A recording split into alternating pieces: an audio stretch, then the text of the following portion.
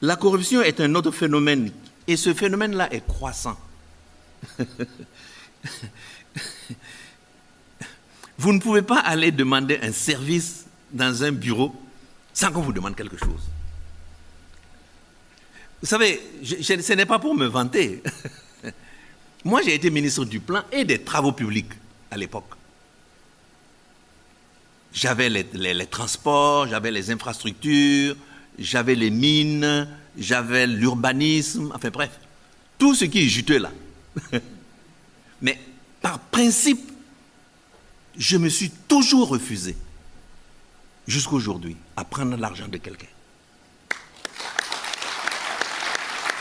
Toujours refusé par principe. Et une des raisons pourquoi j'ai quitté la BOAD alors que le président Houphouët-Boigny voulait que je reste plus longtemps, c'est parce que je m'étais bagarré avec le président Eyadema. Quand je construisais le siège, il voulait sa part. J'ai dit non, président. Non, je ne peux pas vous donner de l'argent sur ça. C'est l'argent qui appartient à tous les États. Je ne peux pas. Il m'a convoqué dans son bureau avec son chef d'état-major, le président Eyadema, Dieu ait son âme. Il m'a engueulé, il m'a insulté. Et il s'est levé, il est parti. Il m'a laissé avec son chef d'état-major. Il pouvait me flinguer. Le chef d'état-major m'a insulté, fatigué. Il s'est levé, il est parti. Je me suis retrouvé seul devant le bureau du président, dans le bureau du président. Qu'est-ce que je fais? Je me suis levé, je suis allé prendre ma voiture, arrivé à la banque, j'ai téléphoné à mon président, la Misana, en disant, écoutez, moi j'ai eu un problème avec le président Eyadema, volé à mon secours. Et l'après-midi, il a effectivement envoyé avec un petit avion spécial son ministre des Finances pour voir ce qui se passe. Bon, finalement, et c'est comme ça que j'ai refusé de continuer à la BOAD. J'ai construit le bâtiment de la BOAD sans jamais toucher un rond. Mais c'est pas mon problème. Et voyez, c'est un problème de choix de vie. Quelqu'un qui choisit d'être comme ça, il est comme ça. Personne ne pourra enlever ça de sa tête. Et donc, c'est comme ça que le président Houphouët m'a dit, tu vas aller à la Banque mondiale remplacer Bédier, qui était à l'époque à la Banque mondiale. Bon, bref, nous ne sommes pas là pour faire ces confidences. Mais, donc, la corruption, gagner de l'argent devient véritablement un problème dans notre pays.